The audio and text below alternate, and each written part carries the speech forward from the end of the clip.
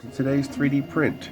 What we have today is an SD card holder. This is made by N2B8, February 7, 2016, thing number 1322805. This is one of my earlier prints. This is with the MakerBot software. I'm going to redo this using Simplify 3D, and it should come out much nicer.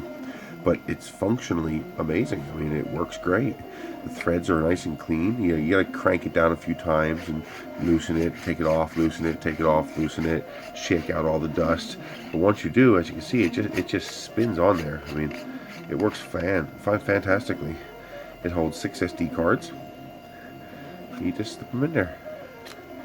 If there's any gunk in there, I just take a little file like this. I go down in the slot and just clean out the gunk. And once you do that, you are good to go. You can put your 6 SD cards in there and seal this bad boy up. I am very impressed. Thank you very much, N2B8, for making this available to us.